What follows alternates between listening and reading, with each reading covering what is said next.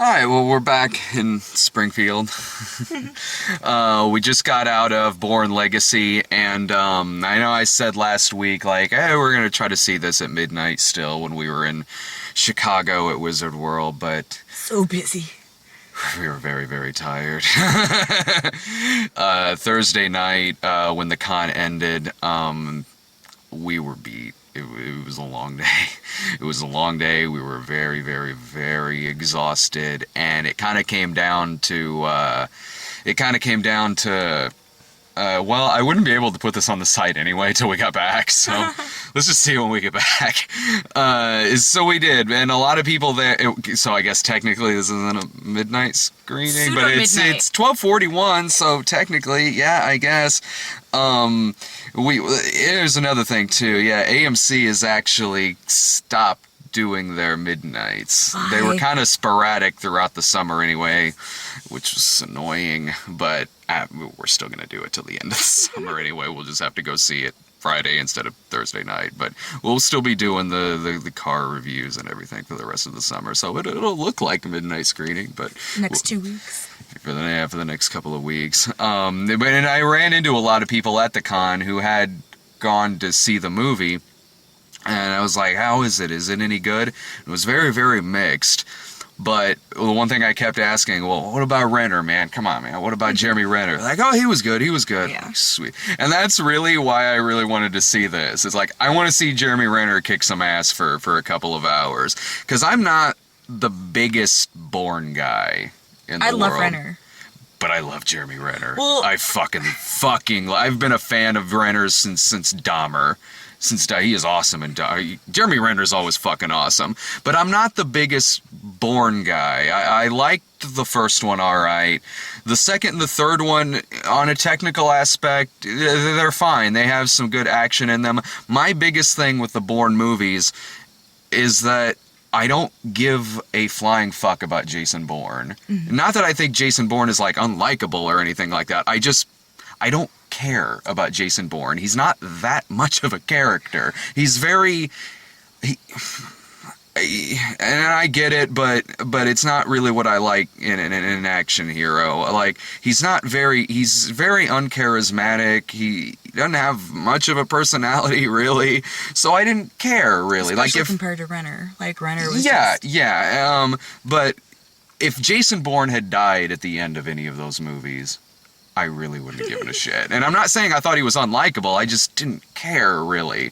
So I was looking forward to this, and that I think Jeremy Renner, one, is badass, two, is a much more charismatic action guy than Matt Damon. And I like Matt Damon, but as an action guy, I like Jeremy Renner much better.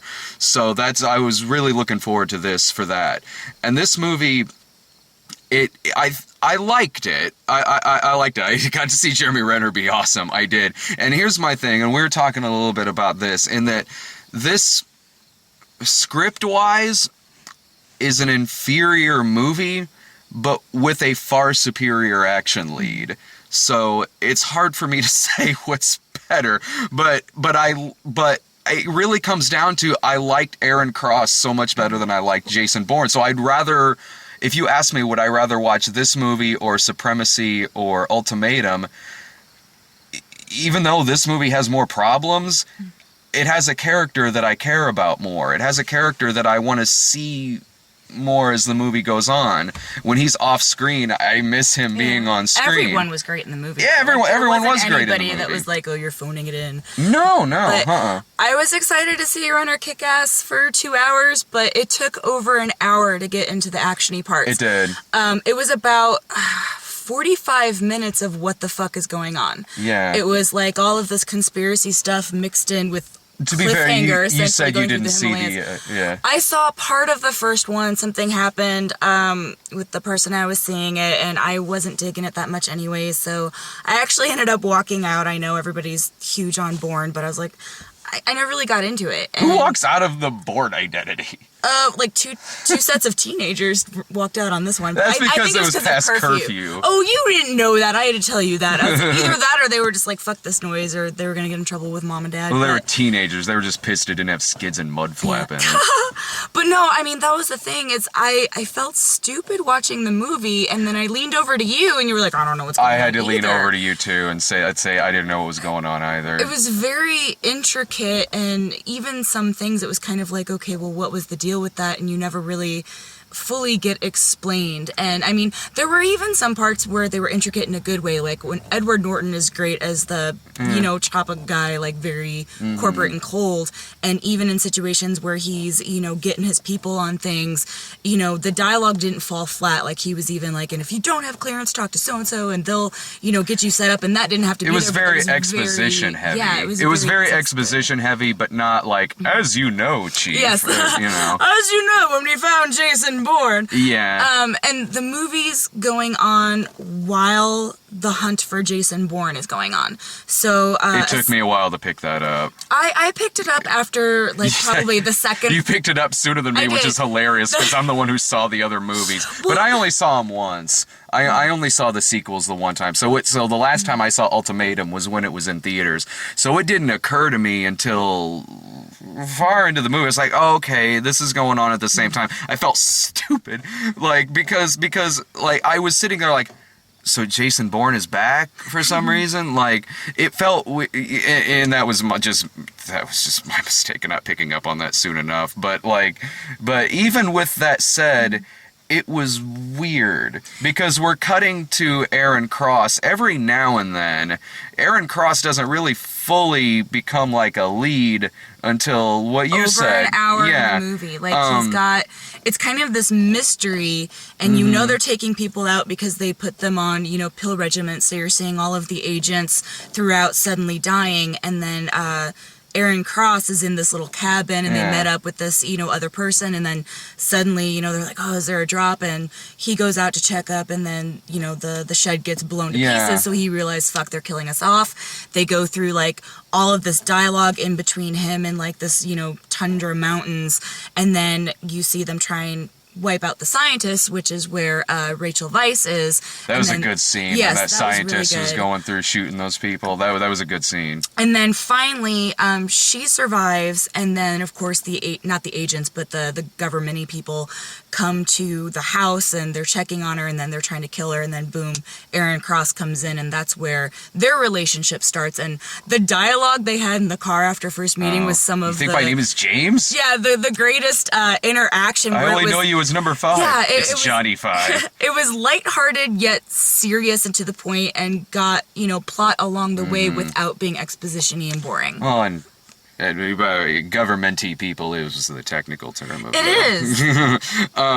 But in that first part where it's bouncing back and forth between them looking for Jason Bourne and talking about all that, then to Renner in the wilderness, it was a weird watch because it felt like Disjointed. It felt like watching a movie where your lead actor dies during filming, so you've got to make up for the fact that your lead guy movie A and movie B, Pierre Kirby style. No, I know. Here, I'll give you an example. There was a movie in the 80s. It was a Michael Parks movie called I think it was called like French Quarter Undercover, and that movie, one of the actors died during the making, like halfway through the making of the movie. So they had to explain a lot of stuff via text of exposition of what was going on because they couldn't film certain scenes because the actor wasn't with us anymore. And so like it was really disjointed and really like it was bouncing back, and they threw in this almost sort of pseudo documentary thing describing what you should be seeing, describing action that you should be seeing, but they couldn't film because this actor had died. It was weird. It was like watching something like that. Did they do it kind of like the Poltergeist 3 with the Heather O'Rourke when she died, where it was bouncing? No, because I don't think they didn't know. It wasn't like they just used a stand-in or something like. I mean, maybe they did in a couple of parts, but it was like watching that. It was like watching like. See, we still got the midnight blackout. Yeah, it was like watching like, okay, our our lead's gone, so let's describe what he's doing, and we'll hire Jeremy Renner. It's like Jason Bourne. We'll hire Jeremy Renner at the last minute. But once it gets going. Once it gets going, I was into it because, I mean, yeah, it's your typical kind of movie like this where it's a guy and a girl and they're on the run from people who are chasing after them. We've seen this many, many times in something, but this does have a very, very, very charismatic lead, and Jeremy Renner is fucking badass in this movie, so it's fun watching him kick all these people's asses, and that's what I wanted out of the movie, and I did get that, and I liked it. I just didn't want it to be past an hour until they got to that point. Yeah. It was just all of this confusing conspiracy stuff. And I mean confusing the way that you even saw the other movies and you were like, oh, I don't know. But I saw when it was in theaters, and I'm not the biggest Bourne guy, so it's not like I memorized everything that happened. Even the stuff within these movies, I mean, essentially, I don't know, and you said you didn't remember why Jason Bourne started getting wiped out or why they were after him. In this one, it's two heads of two companies that end up being friends, and they find out because they see them at these meetings together, and they're like, if this gets out, it's gonna, destroy the companies, we'll lose everything. So they decide to wipe out the programs, kill everybody having to do with it. And then the plot hole, because they needed a villain, is they have this Uber agent who's essentially like the Bourne and It sounded like he was part of a different program, though. I felt it was like the same, because essentially they were like, oh, he's, pumped up, but without the emotion of the other ones. That's how I read it. But they still said it was part of their program, because they were like, oh, you said it was in testing, and maybe they just kept one around just in case something like this happened. I guess it was just kind of like, all right, this is out of nowhere. But I mean, it was all right. The only thing, and I know you loved it, the motorcycle chase. I like the motorcycle chase. I liked it too, but there were lulls in it to where it wasn't much other than bobbing. It went on longer than the bike chase. I know why they did it. I think they're trying to do something that's akin to the car chase from the Bourne Identity. The Bourne Identity has a really good car chase. I think they wanted to throw in something a little like that, but I liked it. I liked it. I thought it was a Renner throwing on those Ray-Bans and stuff like that, driving around and riding down the railing of those stairs. That was cool. And like I said, I mean, it just had the bus stuff, and stuff with the bus. I didn't think it did have lulls. I thought I liked it. I thought it was. I liked that, and I didn't dislike it. It was just a couple times when the guy gets bumped off. That was good. That was great. That was fantastic. And Renner wrestles a wolf. He needed Liam Neeson out in the wilderness. Those wolves are chasing him, and he puts his tracker inside this wolf, so they blow the wolf. He cuts a tracker out of himself, and ties up this wolf in a trap and gets him down, wrestles this wolf, pries the mouth open, puts his tracker in the wolf, holy shit, he's fucking, that's badass. You should have left me alone. When there was that scene in Rachel Weisz's house where those people were trying to kill her, and Renner was outside and kind of jumped up to the second floor level, burst in and just shot the girl who was after Rachel Weisz. That was awesome because it was done in one shot. I mean, you could tell there was probably some cuts put in there, but they made it look like one. Smooth. Yeah, they made it look like one shot. That was really cool, and I liked that Renner was a much more vulnerable character than Jason Bourne, because he was self-aware of what was going on. Yeah. He was in the know, not all they didn't know exactly why. He had weaknesses. Yeah, I like that because he's hooked on that drug that they've been giving him, and when he's kind of out of it, he's crashing a bit, flop sweat and everything. He's a much more vulnerable human, while still being superhuman. Well, it gives them a reason to, for her to be with him, because she's the only one who knows how to fix him being weaned on this drug, so it's not just come with me if you want to live. He does say that, though. I know, but it's not just, during the chase scene, when the bad Uber guy, they think they knock him off and he comes back, I was like, this is so Terminator 2. He's all bloody and shit, he's got bullet holes in him. And it just, the way they did it, I just expected to hear the Terminator music, pop up, and I was like, he should just be in a truck with the bike, and Yeah. It was good, though, it wasn't Yeah. The movie is definitely a branching off point for Aaron Cross, for him to have his own movie after this. And I would have liked it. Well, I'll get to that. Okay. But I don't know if this needed to be a branch-off movie. I think it would have been just fine if it was just an Aaron Cross movie. Really? Like, if he was just playing Jason Bourne, I wouldn't have had a problem with another actor playing Jason Bourne. Especially Renner, because I like Renner as an action guy better than I like Damon as an action guy. So I am looking, I think if they do another Aaron Cross movie, I think I'll like it better than this. Because this movie, if it was somebody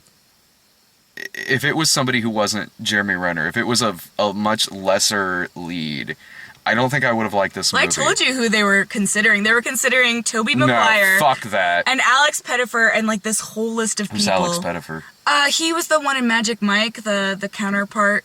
I don't know. That was ladies' night. I wasn't there for that. He was in. I was busy seeing Katy Perry with number Dave. 4. Oh, whatever. that guy? Yeah. Oh, yeah. no. And it was just, I don't know. It seems like they were more teenager-y than, like, Renner was a man. He wasn't this. Damn right, Renner's a man. Right, and it's like they were considering Tobey Maguire, which, I mean, obviously he's older than Spider-Man, but he's still, much younger than that character. Well, with Tobey Maguire, he's older than he looks. I think he's in his late 30s now. I mean, even the look, like, Renner is clearly a man. Yeah. Oh, if this was Tobey Maguire, like I said, if this was a much more inferior, if it had a much more inferior leading man, I don't think I would have liked it. I think that Renner really was a real saving grace for this movie, and I thought it was worth the ticket price for to see Jeremy Renner in this movie. And again, like, I am looking, when he was on screen, I thought I liked it. It was enthralling. It was enthralling. He's cool, smooth as all hell. Again, just a really, I cared about what happened to this guy. There was great interaction between him and Rachel Weisz. And I mean, I don't know who they were considering for her because it didn't say whether there were alternates, but could you imagine Tobey Maguire paired up with Rachel Weisz? It just would have been bizarre and wrong. I want to picture Tobey Maguire. Yeah, I mean, it wouldn't have had that chemistry. And to me, like, I know you're saying good branching off point, but there's been so many movies to where it was that plot where, like, conspiracy, kill off everybody that knows about it.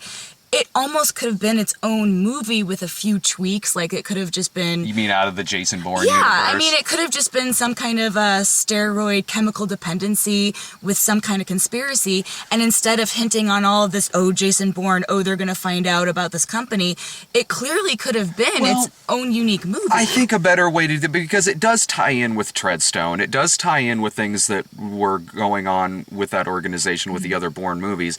It could have been a better movie if it wasn't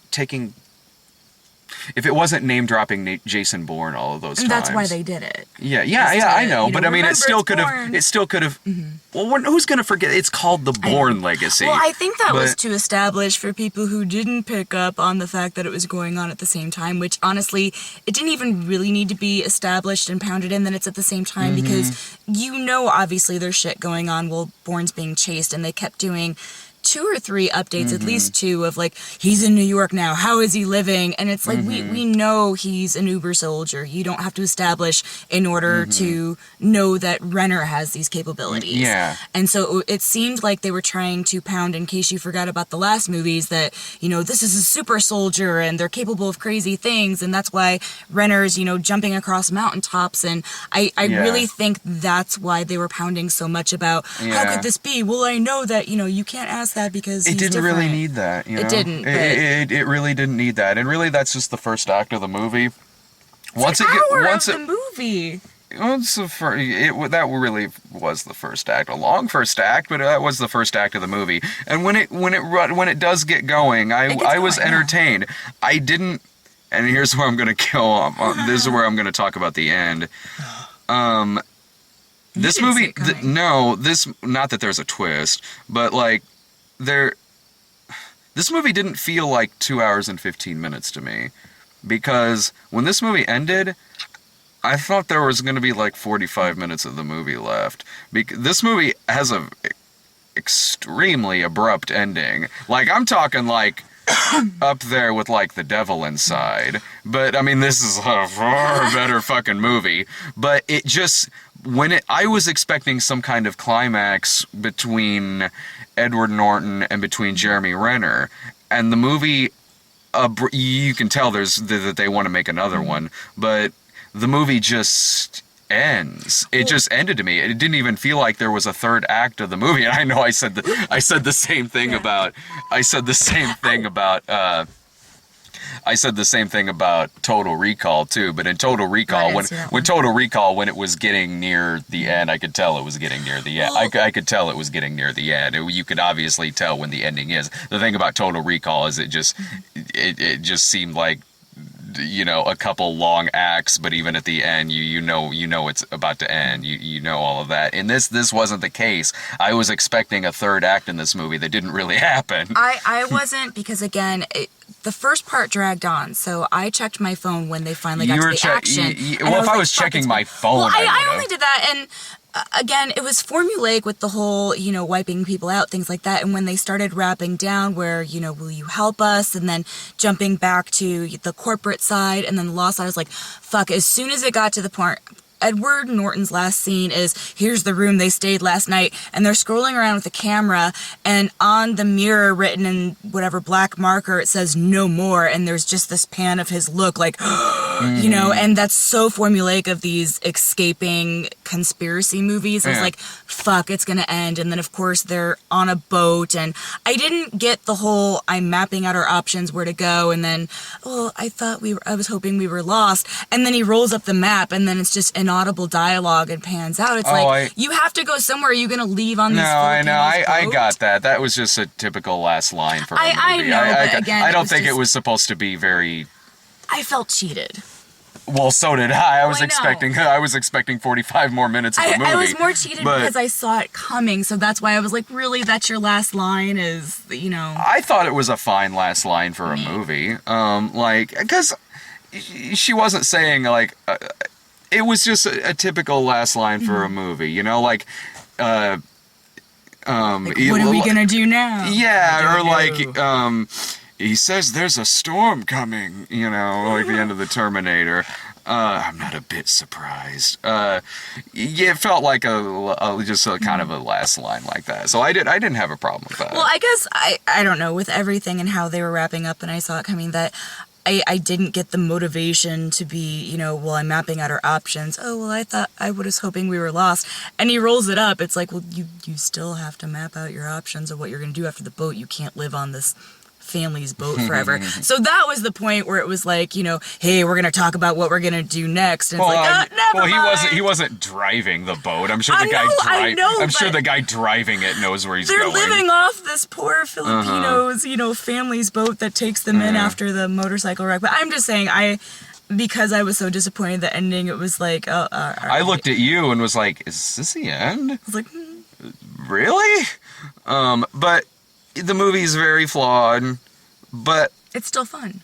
I liked it. I did. Again, I'm a big enough Jeremy Renner fan that, like, I was like, he's a really good character in this. I genuinely cared about him, and I can recommend it based on that. Some movies I can do that with. Some movies I can really give like a real shallow recommendation like that. But the movie, it has its problems, but when it gets going, it gets going pretty well. And it's slow up until about an hour. Yeah. So getting through that, it was just... And I don't like being confused in movies, and I was really worried until you said, I don't know what's going on either, because it made me feel stupid. I was like, and I usually get conspiracy stuff, I don't think and you should... understand Yeah, but I don't think... Let's say for the sake of argument, I didn't know what was going on. You lied!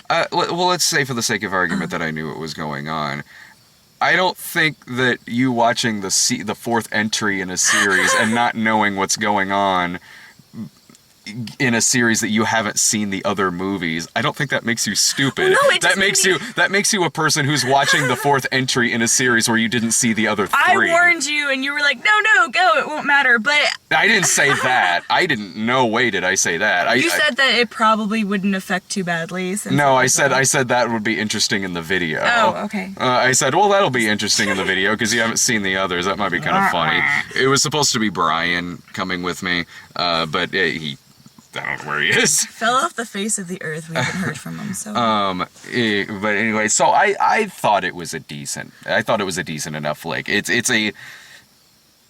Again, like I said earlier, script-wise, I think it's inferior than the other movies, but it has a much more likable leading man. And that's a lot, really, to me in an action movie. You can have a bad movie, and this wasn't a bad movie, but you can have a bad movie, and if the characters are likable enough, it's enjoyable. Yeah. But, I mean, this wasn't a bad movie. This isn't a bad movie. No, I know. I'm just saying that that's the importance of having good, likable, charismatic, and depth. I mean, it didn't seem like anybody in this movie was just thrown in there other than the nods with all the corporate people who you didn't really know. Because, I mean, did you know who all the corporate people were from the previous movies? Again, like, I mean, here and there a little bit, but yeah, obviously for the most part, when Joan Allen turned up, even but like I said, I'm not the biggest Bourne guy in the world. You know, he is like, you know, I think they call him like, you know, the anti James Bond. That's not James Bond. Well, you didn't see the other ones. I saw a good portion of the first one, and James Bond is awesome, and they call it the anti-James. They call it the anti-James Bond, but I don't think that's a good thing because James Bond he's a character. He's charismatic. There's a lot of depth to James Bond. With Jason Bourne, not really. And if that's what you want, if you want a much more. If you want more of a character like that, okay, fine. Then I understand why you like the Jason Bourne movies better. It's not my kind of character, really. I like a much more likable, charismatic, emotional character. Well, see, because James Bond is clearly a good guy, and to say an anti-James Bond, that almost makes it seem like he's an anti-hero. No. That's not what they mean by that. They just mean that Jason Bourne is much more of like what's the word I'm looking for? That Jason Bourne is a much more serious, I guess is the right word. I mean, it depends on which James Bond we're talking about, but that Jason Bourne is a much more realistic? That he's just a much more serious, straight, like kind of cold character. Even though that there are a lot of even James Bond movies where James Bond is cold, like where he's a straight fucking killer, you know, like the Timothy Dalton ones, like the Daniel Craig ones. Even that where even that where James Bond is much darker, he's still incredibly charismatic. Yeah. He's still incredibly cool and charismatic. And Jason Bourne isn't like that. He's like that gruffer, darker, more serious Bond, but without the charisma. I don't even see the correlation to Bond because because of the agents. I guess, but I mean, how many movies are about agents or, you know, rogue, or not even rogue, but heroes or people that do good in a corporation that suddenly turn on them and then they're on their own type thing. Well, I'm not saying plot-wise it's the same as James Bond. No, I'm just saying of what they're correlating it to, of what they're making because it's a series of spy movies. Because it's a series of spy movies with a leading man like Jason Bourne, a leading man like James Bond. I'm not saying I agree with it. Okay. I'm just saying that there are people who compare. Matt Damon himself has even said that, Jason Bourne is so much better than James Bond. James Bond is old news. Jason Bourne, that's the way of the future, man. I don't get that. That's the new franchise right there, is the Jason Bourne movies. People do that. I'm not saying that I often compare the two. I'm just saying that that's what a lot of fans of Jason Bourne like, is that he's not like James Bond. I don't like that. Well, I don't like that he's that uncharismatic. The fact that he's not like James Bond, okay, yeah, don't be like James Bond. That's fine. Of course you don't want him to be like James Bond. It's a completely different franchise. But he's just so uncharismatic that I just didn't really care about Jason Bourne. Well, I just meant those who were saying it. I didn't get where they were getting that from. Not that. Just because it's a franchise. Just because it's a spy franchise. That's it. Just that it's a spy franchise is all.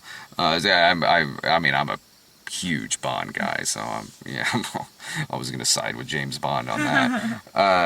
But anyway, but I think that this is a good branching off point to another movie that'll probably be a lot better than this. As long as they don't keep rehashing the Jason Bourne is blah, blah, blah, blah, and doing the Jason Bourne updates. I highly doubt it. If there's another one, I'm foreseeing, just a straight Aaron Cross movie, which I would really, really, really like to see. Do you think it would be kind of a prequel of what he was doing before all this went down, or do you expect that it would be after they escaped?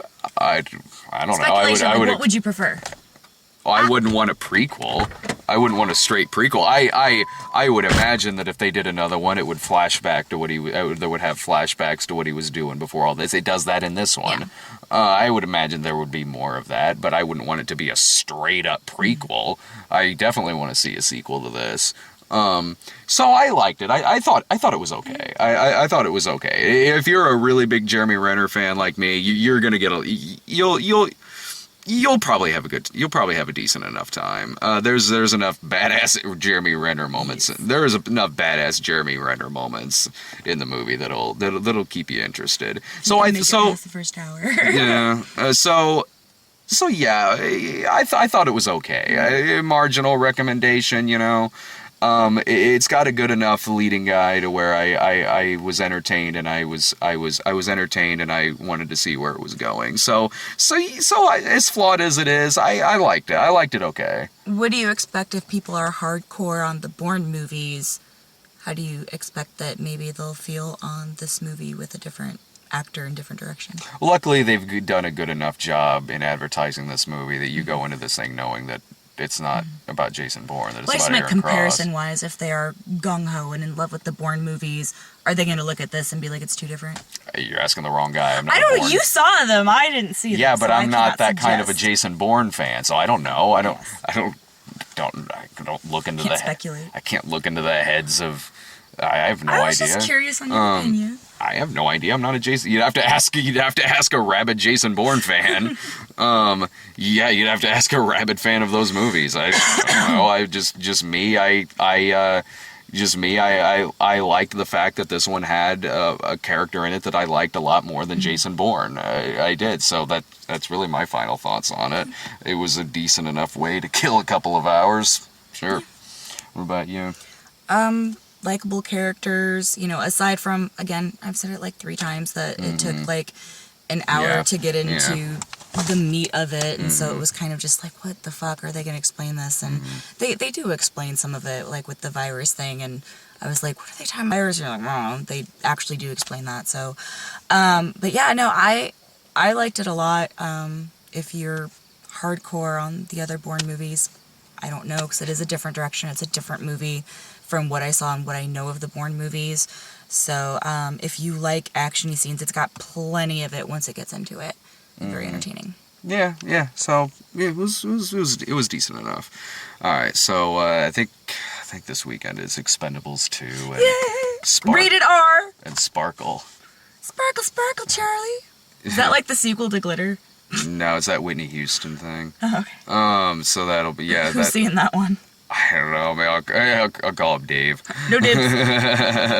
All right, so we'll see you next weekend. Bye.